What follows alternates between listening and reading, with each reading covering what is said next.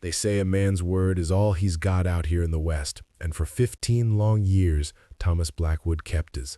15 years without touching iron, without feeling the cold weight of a Colt against his hip, without hearing that thunder crack that once defined who he was.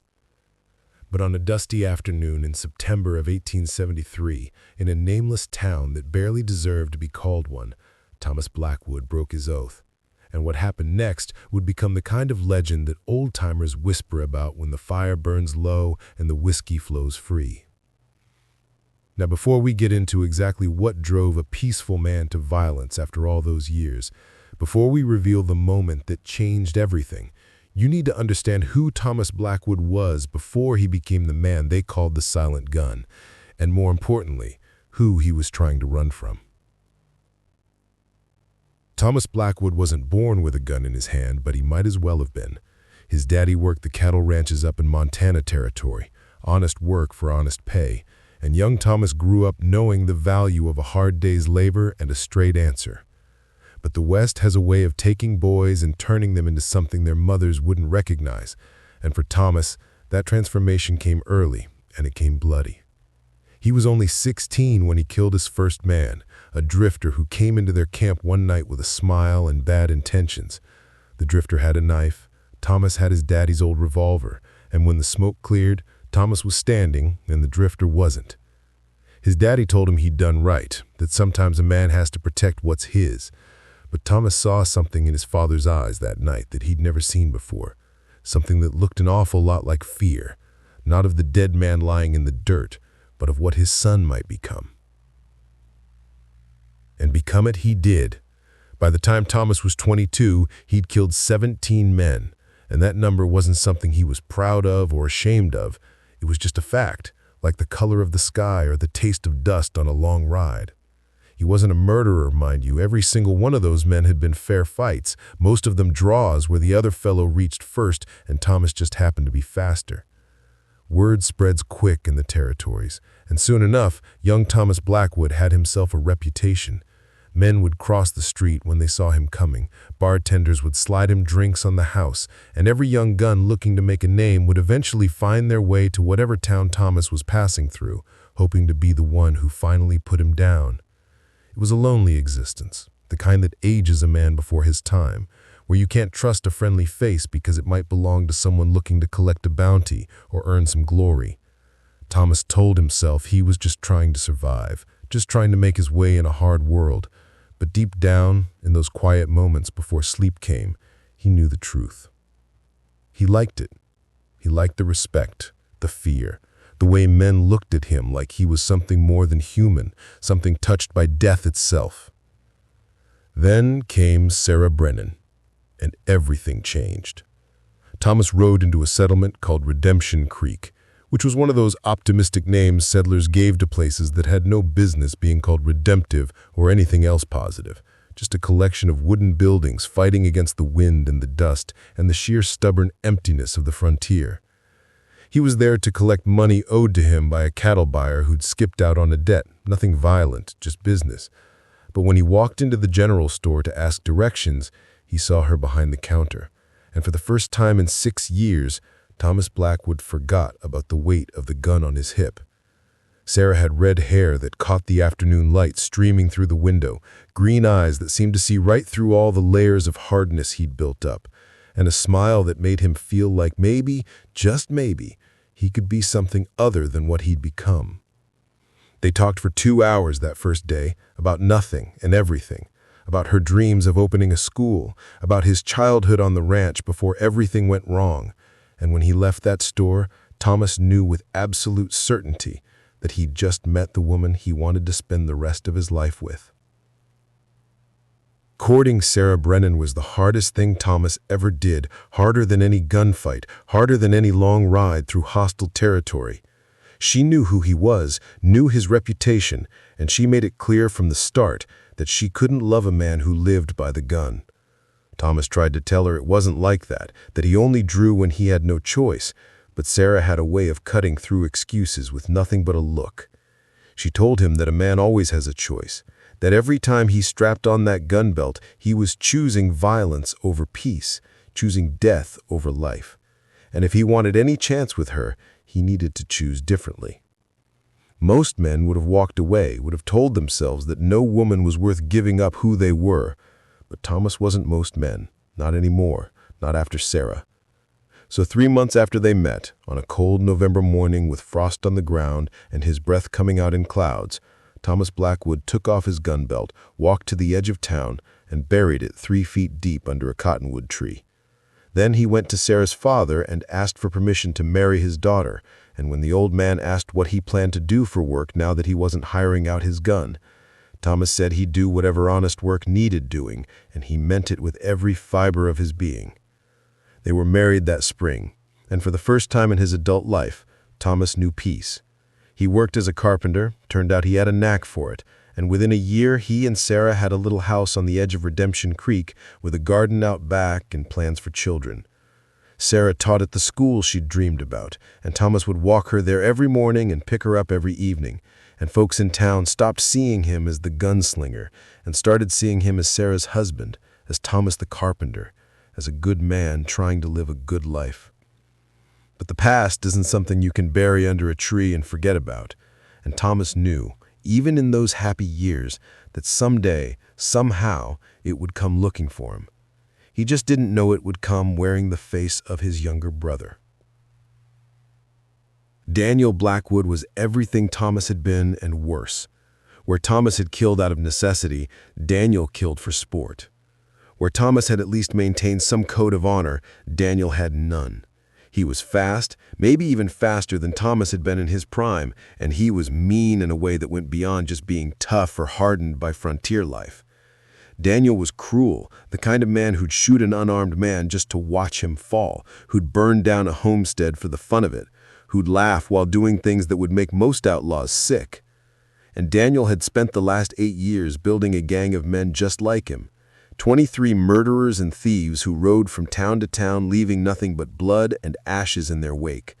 The law couldn't touch them because they moved too fast and killed too efficiently, and the few posses that tried to track them down came back with half their numbers or didn't come back at all. By the summer of 1873, the Blackwood Gang was the most feared name from Texas to Montana, and every lawman in the territories knew that sooner or later something would have to be done. But nobody knew what, or how, or who would be brave enough or foolish enough to try. Thomas heard about his brother's exploits through newspapers and travelers' tales, and each story made him sick to his stomach. He tried to write to Daniel years ago, tried to tell him there was another way, but the letters came back unopened, and eventually, Thomas stopped trying. He told himself that Daniel's choices were Daniel's own, that he couldn't be responsible for his brother's soul, that the best thing he could do was live his own life right and hope that somehow, someday, Daniel would find his way to something better. Sarah knew about Daniel, knew that Thomas carried guilt about his brother like a stone in his chest, and she'd hold him on the nights when the guilt got too heavy and tell him that he'd made his choice and Daniel had made his, and that was all there was to it. But deep down, Thomas knew it wasn't that simple. Knew that there was a connection between brothers that went deeper than choice or circumstance, and that connection meant that someday he'd have to face Daniel, and when that day came, he had no idea what he'd do. The day it all came apart was a Tuesday, one of those perfect September days where the sky is so blue it almost hurts to look at, and the air has just a hint of the coming autumn.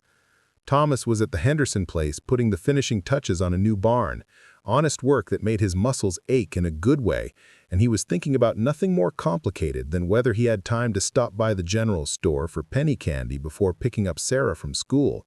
She had a sweet tooth for peppermint sticks, and Thomas loved the way her face lit up when he surprised her with them, loved the way she'd pretend to scold him for wasting money on foolishness before popping one in her mouth with a smile that made his heart skip. He was hammering in the last nail when he heard the church bell start ringing, not the normal steady toll that called folks to service, but the rapid clanging that meant trouble, the kind of ringing that made every able-bodied man grab whatever weapon was handy and run toward town center. Thomas dropped his hammer and ran, his carpenter's boots kicking up dust on the dry road, his heart pounding, not from exertion, but from a dread that sat in his gut like a lead weight. He could see smoke rising from the direction of town, black and thick, and he could hear screaming, and underneath it all, the sound that he'd hoped never to hear again, the sharp crack of gunfire, lots of it, the kind of sustained shooting that meant this wasn't some drunk cowboy letting off steam. This was something organized, something planned, something bad. When he rounded the corner onto Main Street, Thomas saw hell had come to Redemption Creek. Buildings were burning, bodies were lying in the street, and riding back and forth on their horses like demons made flesh were 23 men dressed in black dusters, their faces covered with bandanas, their guns barking death with every pull of the trigger. The Blackwood gang had come to town, and they were doing what they did best, which was destroying everything they touched just because they could. Thomas ran toward the school, dodged between buildings, his only thought to get to Sarah, to protect her, to get her somewhere safe. The schoolhouse was on the far edge of town, and he prayed that maybe the gang hadn't made it that far yet, that maybe she'd heard the commotion and had the good sense to run, to hide, to do anything except be in that building when these devils came calling. But when he got within sight of the school, his prayers turned to ashes in his mouth. 3 men on horses were circling the building, and one of them was already off his mount, walking toward the door with a torch in his hand, laughing about how much he loved the smell of burning schoolhouses. Thomas shouted, didn't even know what he shouted, just made noise to draw their attention, and when they turned to look at him, they saw their eyes, saw the emptiness there, saw that they were too far gone to reason with, too far gone for mercy or plea or anything human.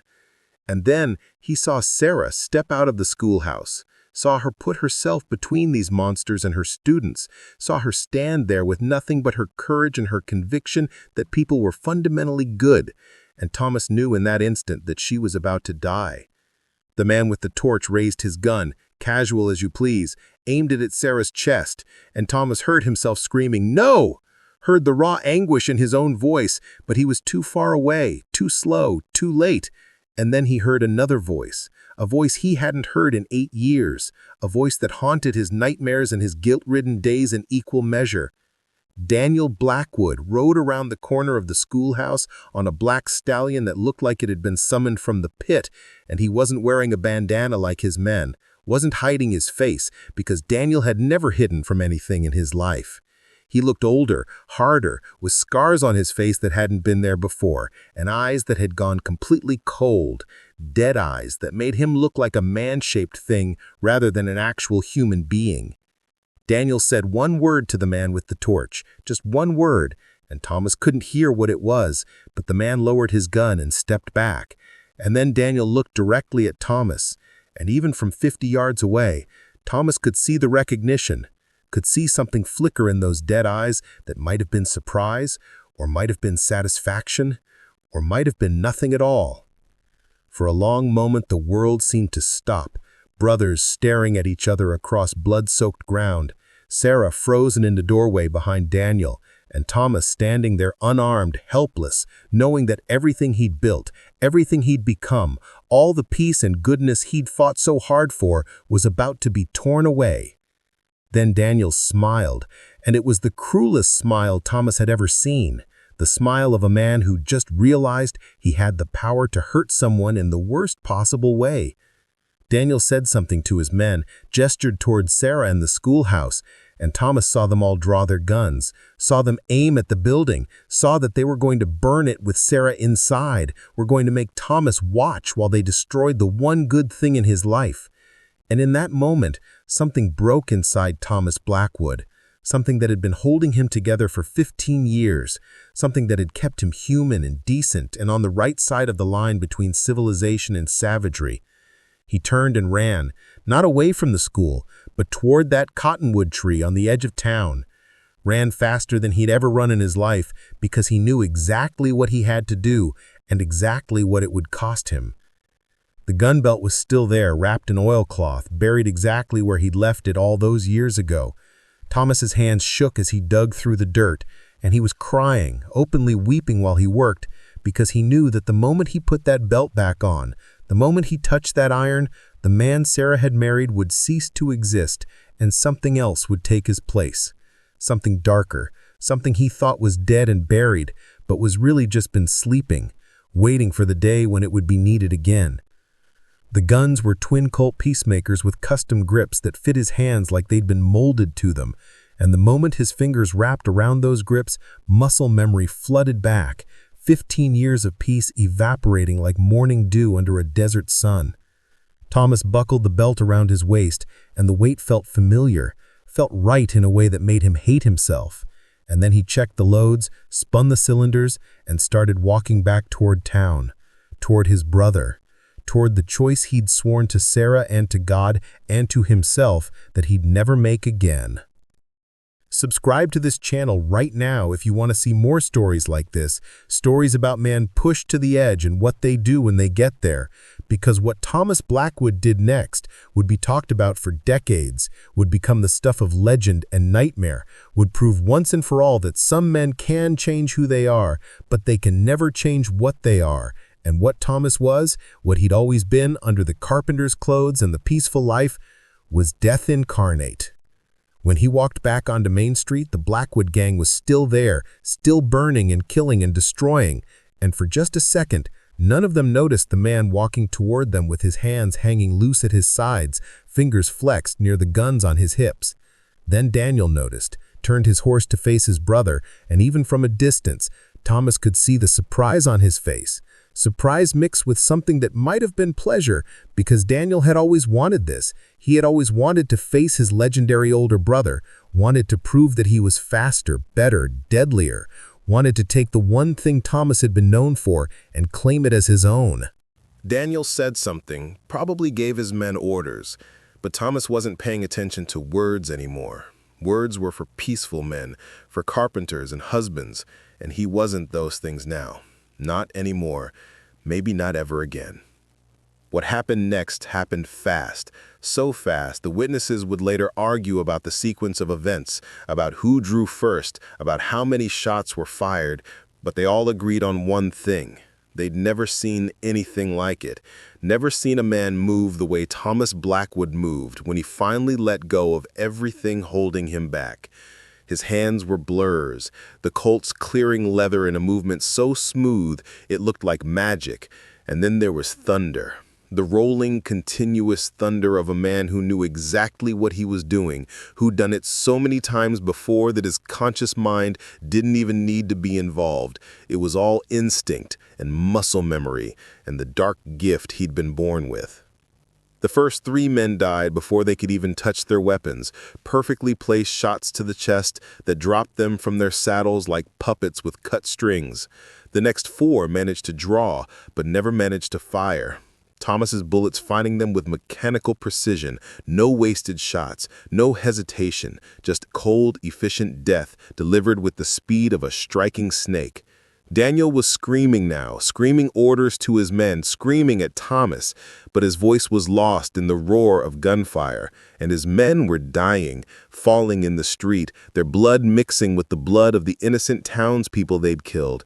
And through it all, Thomas kept walking, kept shooting, reloading without breaking stride, the movement so practiced that his hands did it automatically while his eyes scanned for the next target. A man with a scar across his face managed to get off a shot that came so close to Thomas's head that he felt the wind of it, but Thomas's return shot caught him in the throat, and he went down, choking on his own blood. And then there were more targets, more men dying, and Thomas felt nothing. No satisfaction, no remorse, no fear, nothing but the cold clarity that came from doing what you were born to do. 10 men down, then 12, then 15, and the rest were breaking, returning their horses to run, because even hardened killers know when they're facing something beyond their ability to handle, when they're up against a force of nature rather than a man. But Thomas wasn't letting them run, couldn't let them run, because if they ran, they'd come back, they'd hunt Sarah, they'd burn other towns, they'd keep doing what they did, and this ended now, today, in this street with him. He shot a man off his horse at 50 yards, an impossible shot that caught the fleeing outlaw right between the shoulder blades. And then he shot another, and by the time the smoke started to clear, 18 members of the Blackwood gang were dead or dying in the street, and only 5 remained, including Daniel, And those 5 were no longer attacking, but were backed up against the burning remains of the saloon, their guns pointed at Thomas, their eyes wide with the kind of fear that comes from realizing you've woken something that should have stayed asleep. Daniel stepped forward, pushed through his men, and for the first time since this started, there was uncertainty in his face, his dead eyes suddenly alive with something that might have been respect or might have been terror. He said his brother's name, just said, Thomas, and there was a question in it, a dozen questions, questions about how and why and where did this come from, but also maybe a deeper question. A question about whether the bond of blood meant anything at all when everything else had been stripped away. Thomas didn't answer, just stood there with his Colts loose in his hands, still smoking, still ready, and he looked at his little brother and felt nothing. No love, no hate, no connection at all. Just saw another target, another problem that needed solving, another source of death that needed to be stopped. But before he could move, before he could raise his guns and end this, he heard Sarah's voice, heard her calling his name, and he made the mistake of glancing toward the schoolhouse just for a second, just long enough to see that she was safe, that she and her students had made it out, and that second was all Daniel needed. The aftermath was complicated in the way that these things always are. The town of Redemption Creek wanted to make Thomas a hero, wanted to give him a medal, wanted to elect him sheriff, wanted to immortalize the day he single-handedly took down the Blackwood gang. But Thomas wanted none of it.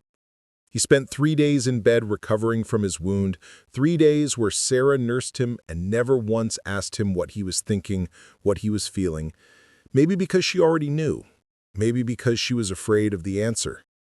When he was strong enough to stand, Thomas went back to that cottonwood tree, and this time he brought an axe.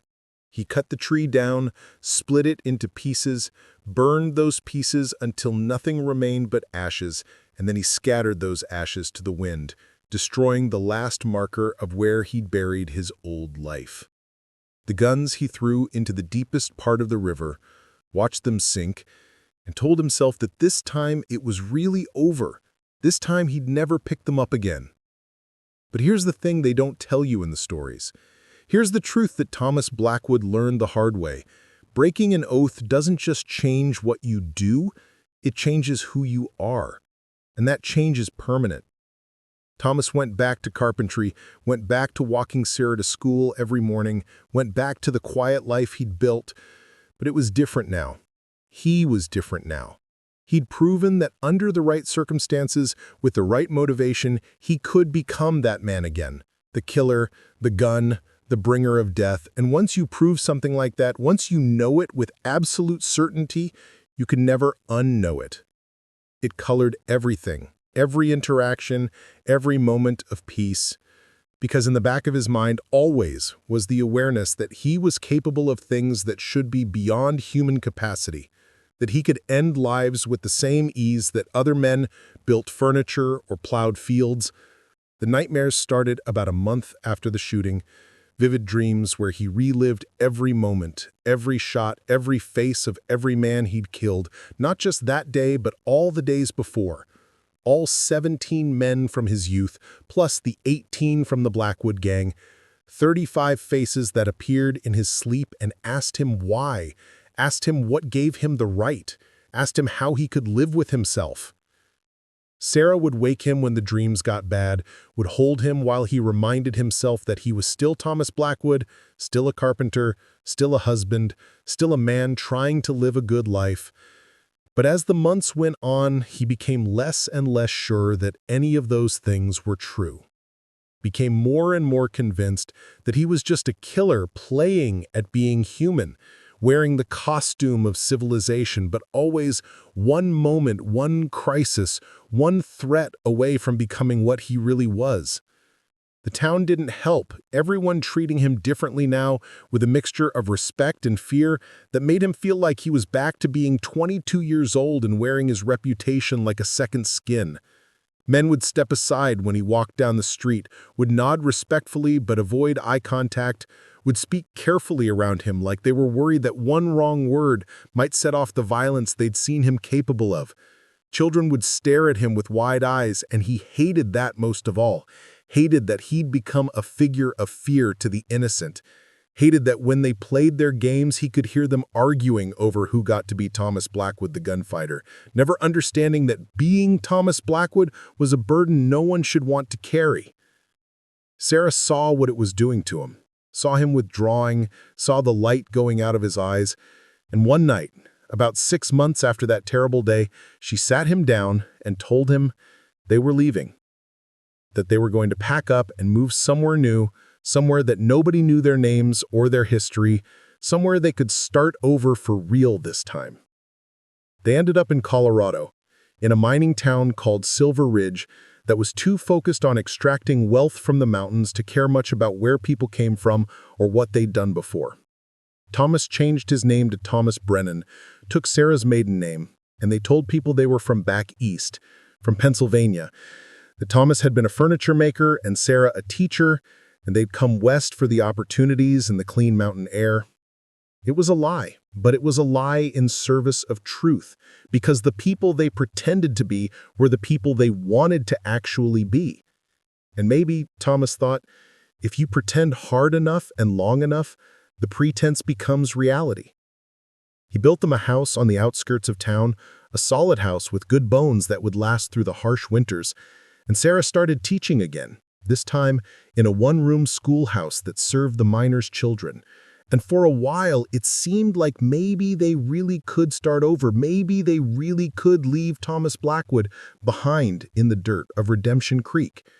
Hit that subscribe button if you haven't already, because the story's not over yet, not by a long shot, and you're gonna want to hear how this ends.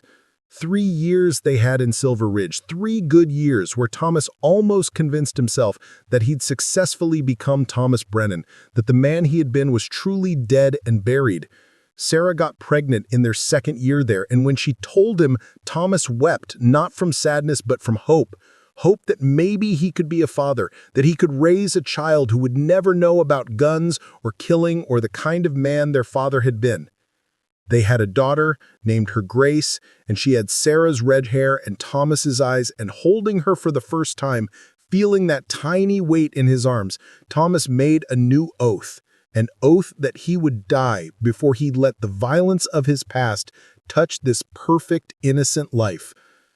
But the past is persistent, it's patient, and it never really forgets, and neither do the men who live in it. The kid who'd survived the massacre in Redemption Creek, the 19-year-old that Thomas had let run, his name was Billy McCarrick, and he'd spent 3 years thinking about that day, thinking about his dead friends, thinking about the man who'd killed them all, and most of all, thinking about revenge. He'd gone back to Texas, had found 3 men from Daniel Blackwood's old outfit who weren't in Redemption Creek that day, men who'd been off on another job and thus had survived, and he told them about Thomas, about where he'd gone, about the new life he was living under a new name, and he'd convinced them that they had a debt to settle, an obligation to their dead brothers to make things right. And so on a cold morning in November of 1876, 4 writers came in to Silver Ridge asking questions about a man who looked like this, who moved like that, who had a scar on his left shoulder from a bullet wound. And it didn't take long for them to figure out that Thomas Brennan, the furniture maker, was exactly who they were looking for. They came to his house at dawn, kicked in the door while he and Sarah and baby Grace were still in bed, and Thomas woke up to a gun barrel pressed against his forehead and Billy McCarrick's face grinning down at him, older now, harder, with all the softness that had been in him 3 years ago burned away by hate and time and the company he'd been keeping. Billy said he'd been waiting for this, said he dreamed about it, said he was going to make Thomas watch while they killed his family, and then he was going to kill Thomas slow, make it last, make him pay for every single man who died in Redemption Creek. And Thomas, still half asleep, still unarmed, still the peaceful man he'd been trying to be, could only lie there and listen and know that his past had finally caught up with him in the worst possible way, that his oath to protect his daughter was about to be broken, not because he failed to keep it, but because the man he had been made it impossible for anyone he loved to ever truly be safe. But here's what Billy McCarrick didn't know. Here's what he couldn't have known because he'd run away before seeing the end of the fight in Redemption Creek. Thomas Blackwood didn't need guns to be dangerous. Guns were just tools, just extensions of a deeper truth, which was that some men are born with a capacity for violence that transcends weapons or circumstances, that lives in their bones and their blood and their absolute unwillingness to accept defeat. When Billy made the mistake of looking away from Thomas to say something to one of his men, Thomas moved, grabbed the barrel of the gun at his forehead, twisted it away, broke Billy's trigger finger in the process, and then used Billy's body as a shield against the other men's gunfire. What followed was brutal and close, and nothing like the clean, quick draws of the Redemption Creek massacre. This was grappling and gouging and using anything that came to hand as a weapon. This was Thomas fighting with the desperate strength of a father protecting his family. And that strength is its own kind of magic, its own kind of supernatural force. He killed Billy with Billy's own gun, shot one of the other men with the same weapon, then tackled another and beat him to death with his bare hands, while Sarah screamed and held Grace in the corner, covering their daughter's eyes, trying to shield her from the horror of watching her father become something out of a nightmare. The fourth man ran, just like Billy had run 3 years before, and Thomas let him go, not out of mercy this time, but out of exhaustion, because he'd pushed himself beyond his limits and had nothing left to give.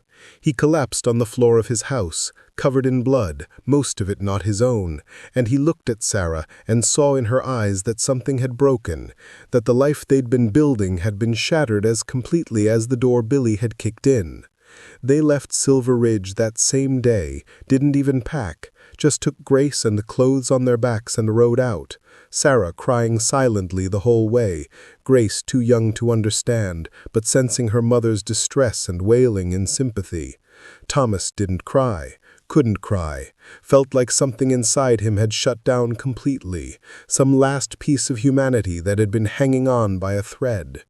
They ended up in a town in New Mexico, then another in Arizona, then another in Nevada, moving every few months, never staying long enough for Thomas to build a reputation or for anyone to dig into who they really were or where they'd come from. It was no kind of life, especially not for a child, and Grace grew up quiet and watchful, always aware that her father was different from other fathers, that there was something dangerous in him that could emerge at any moment, something that made her mother look at him sometimes with love and fear all mixed together in ways a child shouldn't have to see.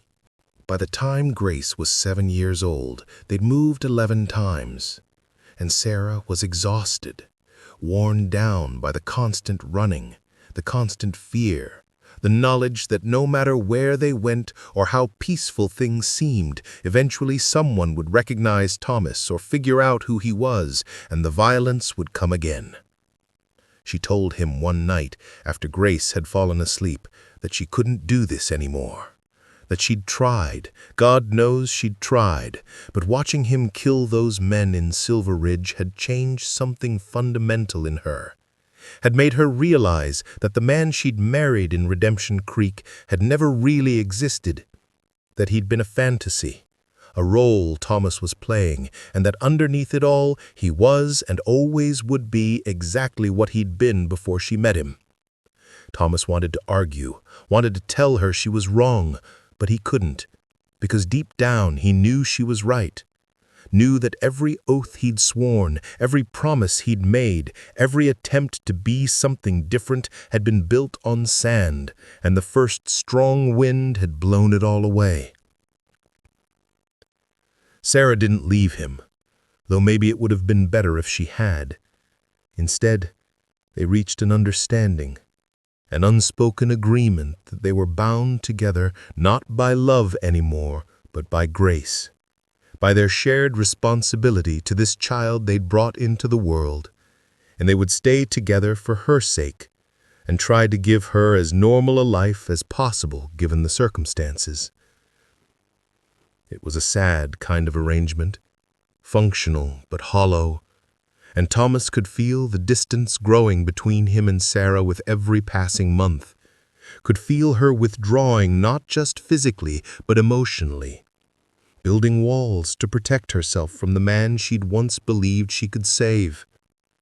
And Grace, sweet Grace with her mother's red hair and her father's watchful eyes, grew up in the spaces between those walls, learning to be quiet, learning to read the tension in a room, learning all the wrong lessons about what it meant to be a family. Thomas tried to make it right, tried to be a good father despite everything, would carve toys for Grace, would tell her stories, would do everything he could to give her moments of joy and normalness in their chaotic life. But children are perceptive, more perceptive than adults give them credit for. And Grace knew something was broken in her family, even if she couldn't articulate what it was. She asked him once, must have been when she was about 9, asked him why they moved so much, why they never stayed anywhere long enough for her to make real friends, why her mother sometimes looked at him like she was scared. Thomas didn't know how to answer, didn't know how to explain to a 9-year-old girl that her father was a killer, that he'd taken dozens of lives, that he'd broken every promise he'd ever made to be something different.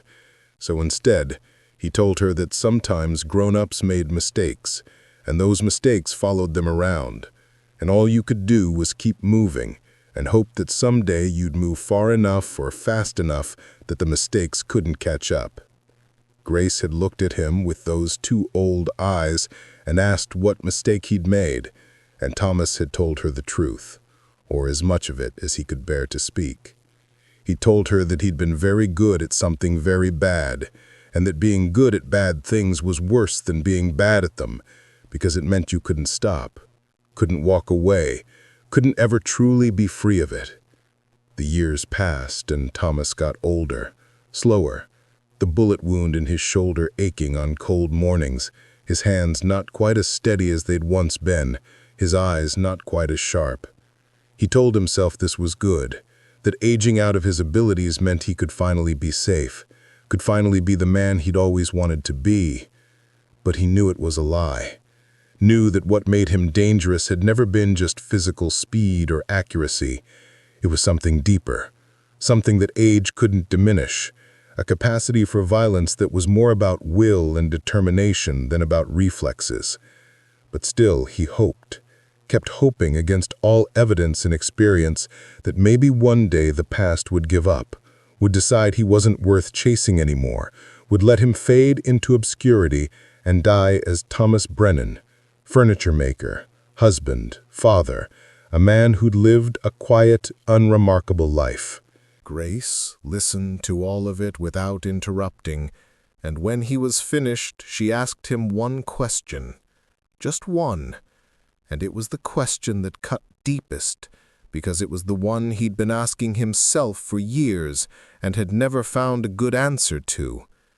She asked him if he regretted it, if given the choice, knowing everything that would come after, would he have let Daniel kill Sarah in Redemption Creek rather than pick up the guns again?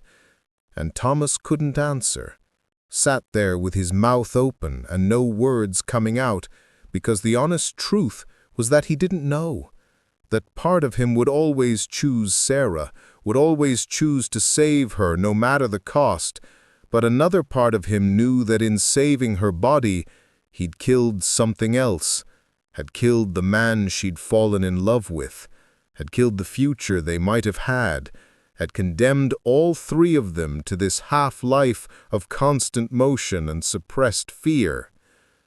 Grace had looked at his silence and nodded like it confirmed something she'd already suspected, and then she'd said something that haunted Thomas more than any nightmare, more than any ghost of any man he'd killed.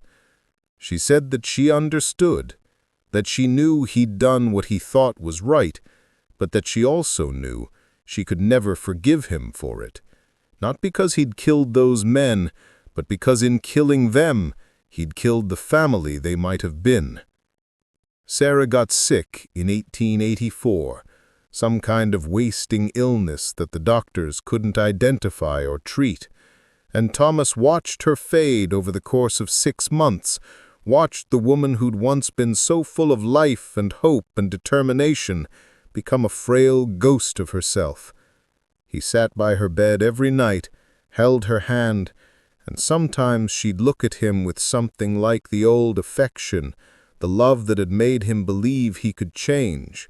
But more often, she'd look at him with sadness, with regret for what might have been, for the life they'd almost had. She died on a Tuesday morning in spring, with wildflowers blooming outside the window, and Grace holding one hand while Thomas held the other, and her last words were to tell Grace to be strong, to be better than her parents had been, to not let the past define her the way it had defined them. She didn't have any last words for Thomas, and that hurt worse than if she'd cursed him, because her silence said everything that needed saying, said that after all these years, after everything they'd been through, she still didn't know what to say to him, still didn't know how to reconcile the man he'd been with the man he'd become, with the man she'd hoped he could be. They buried her in that town. Thomas couldn't even remember the name of it later, one of dozens of anonymous Western settlements that all blurred together in his memory. And for the first time in his adult life, Thomas Blackwood felt truly alone. Grace stayed for the funeral, stayed for a week after to make sure he was eating, was functioning, was capable of taking care of himself. And then she told him she was leaving, that she was going east, to San Francisco first, and then maybe all the way to New York, that she wanted to see the world beyond these dusty towns and violent men, wanted to find out who she could be without the shadow of her father's past hanging over her. Thomas wanted to beg her to stay, wanted to tell her he needed her, but he couldn't, because she'd already given him 16 years of her life living in that shadow, and he had no right to ask for more. So he gave her what money he had, gave her his blessing, and watched her ride away on the morning stage, watched until she was just a speck in the distance, and then not even that, just gone, leaving him alone with his memories and his regrets. For 2 years, Thomas lived by himself, working odd jobs, moving from town to town, not because he was running anymore, but because he didn't know what else to do, because motion had become such a habit that standing still felt wrong. He got letters from Grace occasionally, postmarked from San Francisco, then from Chicago, then from Boston, telling him about the life she was building, the people she was meeting, the person she was becoming, and he could hear in her words that she was happy, was thriving away from him, and that knowledge was both a relief and a torture.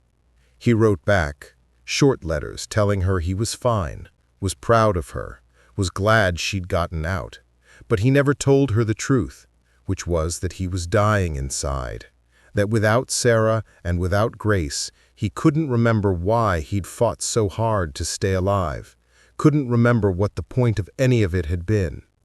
He thought about the guns sometimes, about the weight of them, about how easy it would be to walk into any town and start something, to go out in a blaze of glory like so many gunfighters before him, to end it on his own terms, rather than waiting for age or illness or some young gun looking for a reputation to end it for him. But he didn't, not because he was afraid of death. He'd stopped being afraid of death when he was 16 years old, but because suicide felt like a coward's way out, and whatever else Thomas Blackwood had been, whatever mistakes he'd made, whatever oaths he'd broken, he'd never been a coward. So he kept living, kept waking up every morning and putting one foot in front of the other, kept doing the work of being alive, even though he couldn't remember why it mattered. If you've made it this far, do me a favor and hit that like button, because we're coming to the end now, and you need to hear how this story resolves, need to hear what becomes of a man who tried to escape his nature and failed. In 1886, Thomas was in a town called Dry Creek, working at a stable, the kind of mindless physical labor that kept his body busy and let his mind drift, when a young man rode in on a lathered horse clearly running from something. The young man was maybe 20, with scared eyes and shaking hands, and he asked Thomas if there was a back way out of town, said he needed to disappear and fast. Thomas should have said no, should have stayed out of it, should have learned by now that getting involved in other people's problems only led to trouble. But something in the kid's face reminded him of himself at that age, reminded him of a boy who'd killed his first man and didn't know yet what that act would turn him into. And before he knew what he was doing, Thomas was telling the kid to follow him, was leading him to an old mining trail that would take him up into the mountains where he could hide. The kid thanked him, started to leave, then turned back and asked Thomas his name. And Thomas, tired of lying, tired of being Thomas Brennan, told him the truth, said his name was Thomas Blackwood. The kid's eyes went wide, said he'd heard stories about Thomas Blackwood, said people claimed he was dead, that he died in Redemption Creek along with his brother, that he was a legend, a ghost story that old-timers told to scare young guns into behaving. Thomas had laughed at that, a bitter sound with no humor in it, and told the kid that he was dead, had been dead for years, was just a ghost that hadn't figured out how to stop walking around yet. The kid had looked confused, and Thomas had told him to ride, to get out while he could, and the kid had nodded and spurred his horse up the trail. 10 minutes later, 3 men rode into the stable, hard men with badges that looked recently acquired, probably some kind of posse or vigilante group, and they asked Thomas if he'd seen a young man come through. Thomas said he hadn't, said he'd been mucking stalls all morning and hadn't paid attention to who came and went, and the men had looked at him with suspicion, had seen something in his eyes or his bearing that made them uneasy, but they'd moved on, had ridden out of town still looking for the kid. Thomas had gone back to his work, shoveling manure and telling himself he'd done a good thing, had maybe saved that kid's life, had maybe stopped him from making the same mistakes Thomas had made.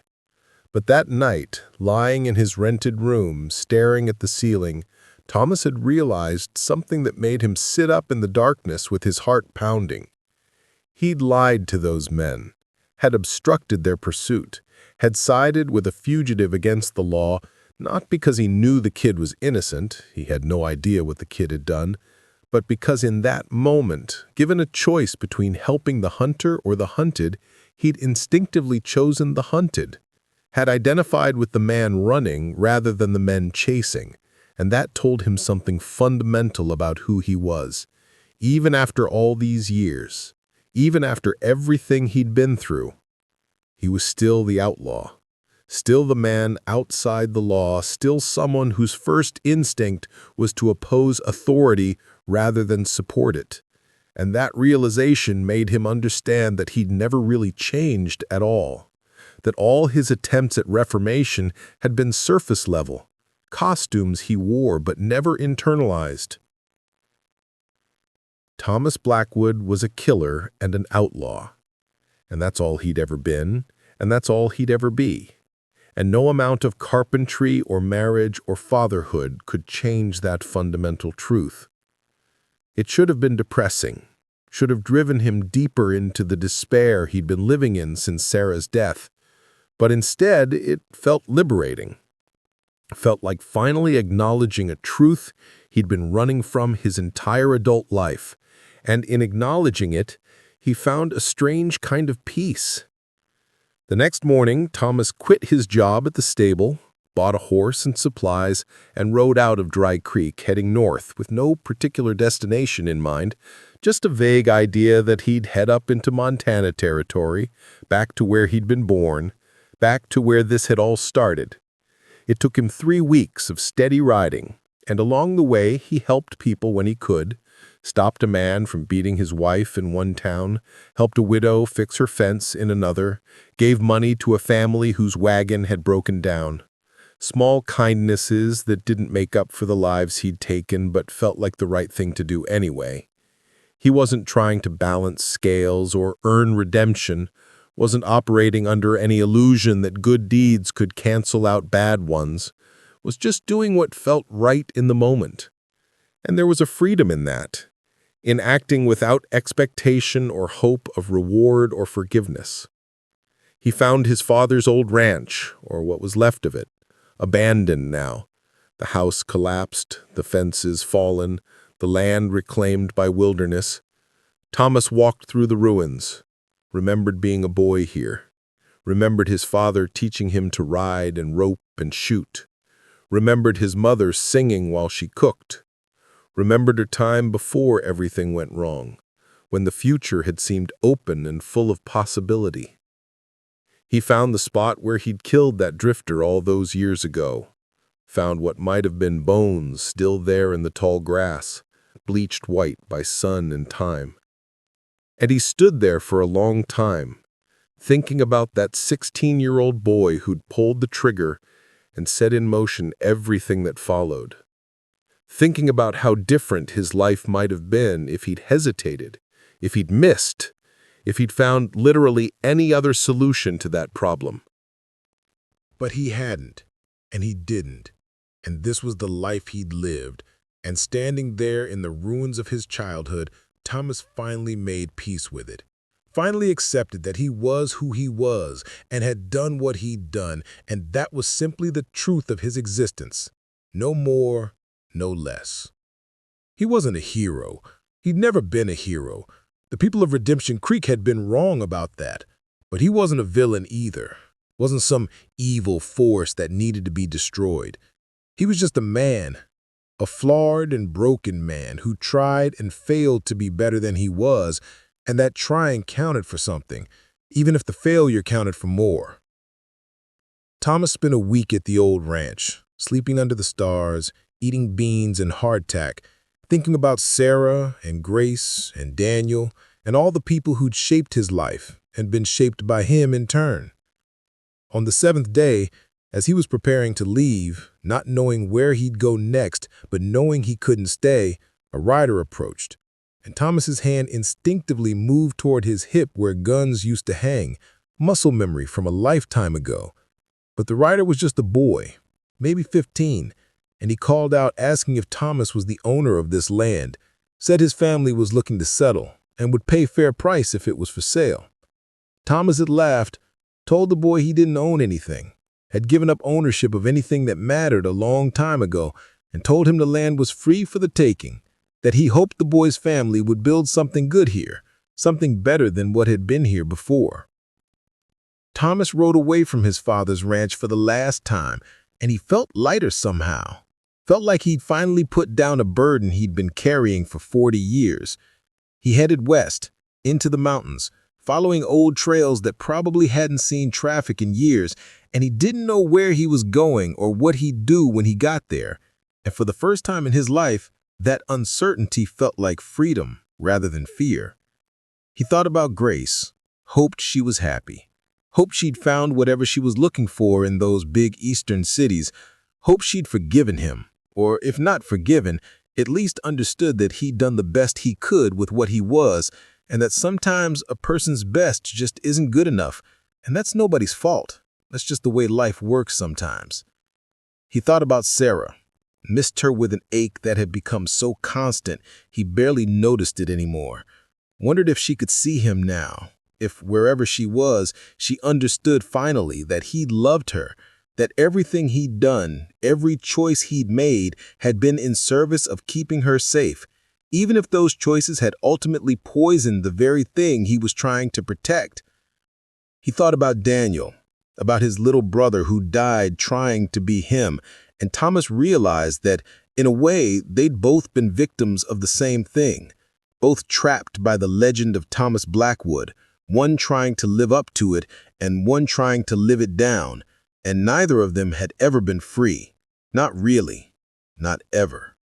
Thomas had waited for the rest of it, for the real reason Patterson had tracked him down, and Patterson had smiled, a weary smile that said he understood more than he was letting on, and said that the boy Thomas had helped, the fugitive, had killed 2 men in cold blood over a gambling dispute, had shot them in the back while they were walking away, and was now sitting in a jail cell waiting to hang. Patterson said he wanted Thomas to know that, wanted him to understand that his good deed had helped a murderer, had allowed him 3 extra weeks of freedom that he hadn't deserved, wanted Thomas to sit with that knowledge and think about what it meant. Thomas had sat with it, had felt it settle into his gut like a stone, and then he'd looked at Patterson and asked what the marshal wanted him to say, what response would be adequate to that information. Patterson had said he didn't want anything, said he just thought Thomas should know, and then he'd stood up to leave, but Thomas had stopped him, had asked why Patterson had really tracked him down, because tracking a man for 3 weeks over obstruction of justice didn't make sense. There had to be more to it than that. And Patterson had sat back down, had been quiet for a long moment, and then he told Thomas that 30 years ago he'd been a young deputy in Texas, and he'd been in a saloon when Thomas Blackwood had walked in, back when Thomas was 22 and at the height of his reputation. Patterson said he'd been young and stupid and looking to make a name, and he'd challenged Thomas to draw, had called him out in front of a room full of people, had been absolutely certain he was faster, and Thomas had looked at him, really looked at him, and then Thomas had said no, had said he didn't want to fight, had tried to de-escalate, but Patterson had pushed, had called him a coward, had said terrible things, and finally, Thomas had agreed, had said they'd settle it outside. Patterson said they'd walked out into the street, had faced each other, and Patterson had drawn first, had been fast, had been sure he had it, and then he'd been on the ground with his gun 10 feet away and Thomas standing over him with both Colts drawn, and Thomas had said something Patterson had never forgotten, had said, "You're not a killer, boy, you're a lawman, and those are different things, and if you're smart, you'll learn the difference before it's too late." And then Thomas had walked away, had holstered his guns and walked away, and Patterson had lain there in the street, realizing he'd been seconds from death, that Thomas could have killed him easily, had every right to kill him after Patterson had pushed him to it, but Thomas had chosen not to, had seen something in Patterson that Patterson hadn't seen in himself. Patterson said he'd gone home that night and thought about what Thomas had said, about the difference between a killer and a lawman, and he'd decided Thomas was right, that he didn't want to be the first thing, wanted to be the second, and he'd spent the next 30 years trying to live up to that, trying to be the kind of lawman who protected people rather than just enforcing rules. Patterson said he'd been looking for Thomas ever since, not to arrest him or thank him or anything so simple, but just to tell him that moment had mattered, that choice Thomas had made to not kill a stupid kid who deserved what he had coming. That choice had saved Patterson's life and had given him the chance to save other lives. And Patterson wanted Thomas to know that, wanted him to understand that for every bad choice he'd made, there were good ones too, and those good choices had ripples, had effects that spread out in ways Thomas would never know. Thomas had listened to all this with tears running down his face, not because it absolved him of anything, it didn't, but because it was the first time in years that anyone had acknowledged that he was more than just a killer, more than just the sum of the lives he'd taken, that he'd also, in his own broken way, tried to save lives when he could, tried to choose mercy when violence would have been easier. They talked for hours, Thomas and Patterson, sitting on that lumber pile while the sawmill workers went back to their jobs around them, and Thomas told Patterson everything, the whole story, Sarah and Daniel and Grace, and all the years of trying and failing to be something better. And Patterson listened, didn't judge, didn't offer easy platitudes or false comfort, just listened the way a good lawman listens, taking in all the information, all the context, all the human complexity that makes every story more than just a simple tale of good and evil. When Thomas finished, Patterson asked him what he planned to do now, where he was going from here, and Thomas said he didn't know, said he was just drifting, waiting for something, but not knowing what. Patterson had nodded, had seemed to understand that too, and then he'd offered Thomas a job. said he needed a deputy, said the town was growing and one marshal wasn't enough anymore, said if Thomas wanted to, he could pin on a badge, could try being a lawman instead of a gunfighter, could spend whatever time he had left protecting people instead of running from them. Thomas had wanted to say yes, wanted it more than he'd wanted anything in years. But he'd asked Patterson if he really thought it could work, if people would accept Thomas Blackwood as a lawman, if he could be trusted with that kind of authority after everything he'd done.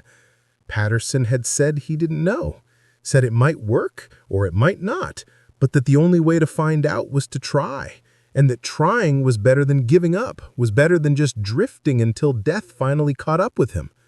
So Thomas Blackwood, 56 years old, tired and scarred and carrying more weight than any man should have to carry, pinned on a deputy's badge in Last Chance Gulch, and for the first time since he'd buried those guns under the cottonwood tree all those years ago, he felt like maybe, just maybe, there was still purpose left in his life, still something worth doing with whatever time remained.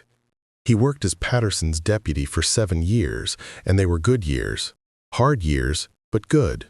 He broke up fights, stopped robberies, helped lost travelers, did all the mundane and occasionally dangerous work that frontier law enforcement required. And he did it without killing anyone. Not once in 7 years did he have to take a life. And that fact meant more to him than any reputation he'd ever earned with a gun. There were close calls, moments when violence seemed inevitable. But Thomas found that age and experience had given him tools his younger self had never possessed. He could talk men down now, could diffuse situations with words instead of bullets, could see the human being underneath the anger or fear or desperation and speak to that person instead of just reacting to the threat. He became known in Last Chance Gulch not as the legendary Thomas Blackwood, but as Deputy Tom, a quiet man who was fair and firm and who genuinely seemed to care about keeping the peace. Grace came to visit him in his 5th year as deputy, rode all the way from Boston where she'd been living, and when Thomas saw her step off the stage, a grown woman now, confident and self-possessed in a way he'd never been, he'd wept openly. Didn't care who saw him. They spent 2 weeks together, and Grace told him about her life, about the man she'd married, a bookkeeper named Richard who was kind and gentle and everything Thomas had never been. Told him about the child she was carrying, Thomas's first grandchild. Told him that she'd forgiven him finally. Not because what he'd done was forgivable, but because holding on to the anger was hurting her more than it was hurting him. And she wanted to let it go, wanted to move forward. Thomas told her about his work as a deputy, about Patterson and the life he'd built here. And Grace had said she was proud of him, had said that she'd never thought she'd be able to say that about her father, but here she was, saying it and meaning it. And Thomas had held her and thanked her and told her that knowing she was proud of him meant more than any other achievement in his entire life. Make sure you comment below and tell me what lesson you're taking away from this story, because the ending is coming now, and I want to know what this has meant to you. Grace came to visit him in his 5th year as deputy, rode all the way from Boston, where she'd been living, and when Thomas saw her step off the stage, a grown woman now, confident and self-possessed in a way he'd never been, he'd wept openly, didn't care who saw him. They spent 2 weeks together, and Grace told him about her life, about the man she'd married, a bookkeeper named Richard who was kind and gentle and everything Thomas had never been. Grace went back to Boston with promises to write, to send pictures of the baby when it came, to bring her family west someday so Thomas could meet his grandchildren. And Thomas watched her leave with sadness, but also with joy, with the knowledge that she'd escaped the cycle, had built something good and clean away from his violence and his past, and that was its own kind of redemption, maybe the only kind that really mattered. The baby came 6 months later, a boy they named Thomas, and when Grace's letter arrived telling him, Thomas had sat in the marshal's office holding that letter and crying like he hadn't cried since Sarah's death, crying not from sadness, but from overwhelming gratitude that despite everything, despite all his failures and mistakes, something good had come from his existence. Someone would carry his name forward without carrying his shame. Thomas Blackwood died on a Friday in March of 1893. Died doing exactly what he'd been doing for 7 years, keeping the peace. Two drifters got into a fight outside a saloon, and one of them pulled a knife, and Thomas stepped between them, told them both to calm down, tried to talk them down like he'd done 100 times before. But one of them was drunk and angry and scared, bad combination, and when Thomas reached out to take the knife, the man panicked and stabbed him, got him right in the chest, pierced his lung, and Thomas went down hard. Patterson was there seconds later, had heard the commotion, and he shot the man who'd stabbed Thomas, dropped him clean. And then he was kneeling beside Thomas, pressing his hands against the wound, trying to stop the bleeding, but they both knew it was too late. They'd been lawmen long enough to know what a killing wound looked like. Thomas looked up at Patterson, tried to speak but couldn't, his lung filling with blood. And Patterson told him not to try to talk, told him help was coming, told him to just hold on. But Thomas shook his head, managed to get out a few words, told Patterson thank you, told him these 7 years had been the best of his life, told him he was grateful. And then his eyes found the sky above Patterson's shoulder, found the clouds moving slowly across that endless western blue, and something in his face relaxed, some tension that had been there for 6 decades, finally releasing. And then Thomas Blackwood died, with a badge on his chest, and the lawman holding his hand, and the knowledge, however small, that he'd ended his life better than he'd lived most of it. They buried him in the Last Chance Gulch Cemetery, and Patterson made sure the headstone told the truth. Said Thomas Blackwood, Deputy Marshal, a man who tried. It wasn't much of an epitaph. Wasn't poetic or grand, but it was accurate, and that mattered more than poetry. Grace came for the funeral, brought her husband and little Thomas, and she stood over her father's grave and told her son about his grandfather, told him the whole truth, all the bad and all the good, all the violence and all the attempts at redemption. And she told him that the lesson to take away wasn't that bad men can become good. It's more complicated than that. It's the people can spend their whole lives trying to be better than they are. And the trying matters, even when they fail. Maybe especially when they fail, because that's what being human means. Falling short of who you want to be, but getting up and trying again anyway. Patterson stayed at the grave after everyone else left. Stayed there until the sun started to set. And he thought about that night, 30 years ago, when a legendary gunfighter had spared his life, had seen something in him worth saving. And he thought about how that one moment of mercy had rippled outward, had changed his life, and through him had changed countless other lives. And he wondered how many other moments like that Thomas Blackwood had created without ever knowing it. How many other people were alive, were better off because in some crucial instant, Thomas had chosen not to pull the trigger, had chosen mercy over efficiency, had chosen to be more than what he was. And Patterson realized that the tragedy of Thomas Blackwood wasn't that he'd killed those 35 men, 35 lives taken over the course of a violent lifetime. The tragedy was that he'd never known about all the lives he'd saved. Never got to see the full measure of the good he'd done, because good is quiet where evil is loud. Mercy is invisible where violence makes headlines. The story of Thomas Blackwood, the gunslinger who swore never to shoot and broke that oath and lived with the consequences for the rest of his days. It's not a simple story, and it doesn't have a simple moral. It's not about redemption or damnation or any other binary thing. It's about the complexity of being human, about how we're all capable of terrible things and beautiful things, sometimes in the same moment, and how the measure of a life isn't in the absence of sin, but in the continued effort toward grace. Thomas Blackwood was a killer, that's true. But he was also a husband, a father, a carpenter, a deputy, a man who loved and was loved, a man who tried despite knowing he would fail, and that trying, that stubborn insistence on continuing to reach for something better, even when better seemed impossible, that's what made him human. That's what made his story worth telling. If this story meant something to you, if it made you think about your own life and your own choices and your own capacity for change, then hit that like button, leave a comment telling me what you thought, and subscribe to this channel because there are more stories like this, more tales of the Wild West that show us the truth about who we were and who we are.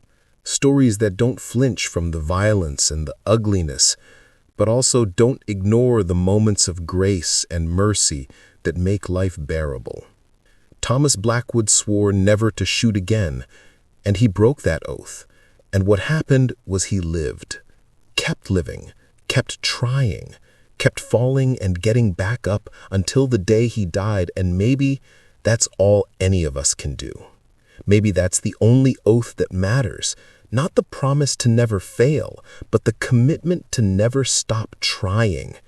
And if Thomas Blackwood's broken, complicated, violent, merciful life teaches us anything, it's that trying is enough.